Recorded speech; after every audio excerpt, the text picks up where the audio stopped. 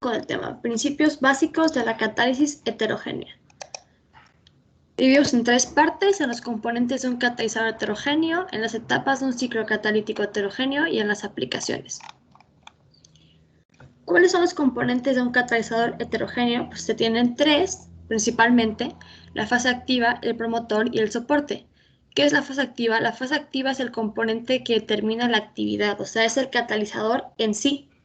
En el caso de catalizadores inorgánicos, estos pueden ser un metal, un óxido metálico, su sulfuro o un carburo. Y estos forman centros activos sobre la superficie del soporte que forman enlaces fuertes con los reactivos. Ahora, el promotor es un componente que modula la actividad de la fase activa, haciéndola mayor. Se tienen promotores texturales o estructurales y promotores electrónicos.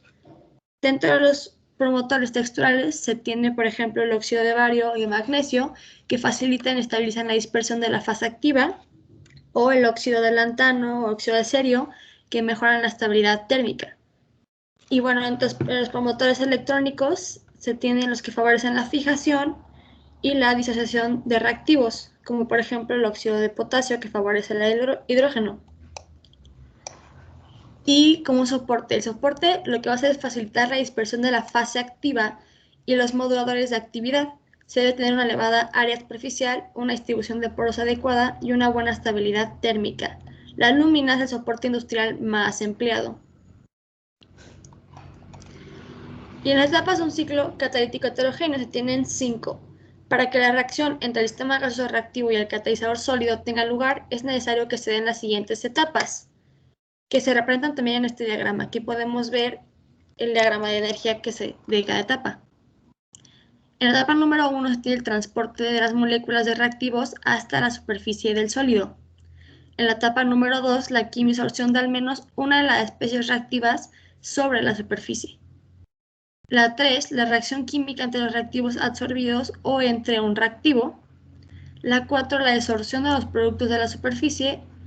En la 5, el transporte de los productos desde la superficie del sólido. Un ejemplo de las etapas de un ciclo catalítico heterogéneo por reacciones sería la hidrogenación catalítica heterogénea del etileno por medio de un catalizador sólido, y se puede representar por medio de los siguientes pasos o reacciones, como se presentan aquí, que son 3, donde en este caso X1 va a ser un centro activo del catalizador sólido y el C2H4X1, que recordamos que es el centro activo H2, representa el complejo formado entre los reactantes y el catalizador.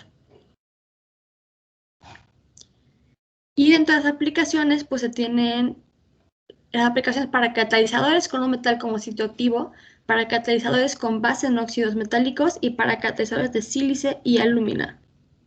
Y bueno, se presentan dos de cada una. Para metal como sitio activo, se tienen catalizadores de diferente naturaleza modificados con metales de transición, como el cobre, para favorecer la activación de oxidantes, generalmente radicales, que remueven contaminantes. Y esto es muy aplicado, por ejemplo, en el uso textil, con los diferentes tipos de colorantes, para que se puedan desechar de manera segura, sin que sean contaminantes.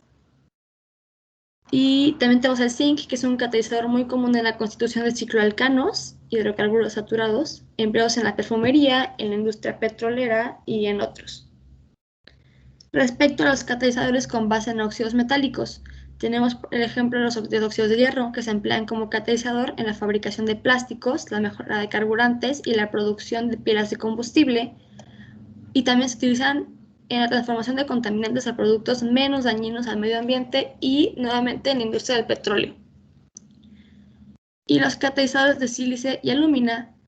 Estos materiales se encuentran entre los ácidos sólidos más comunes que se han comercializado ampliamente como catalizadores eficientes, como se mencionaba al principio. Y estos son respetuosos con el medio ambiente en las industrias petroquímica y de biorefinerías. Los catalizadores de alúmina son conocidos por su poder catalítico en la deshidratación de etanol a etileno, también como otra aplicación. Y como vemos, pues son muy empleados en la industria petroquímica, los tres tipos de catalizadores. Y eso sería todo.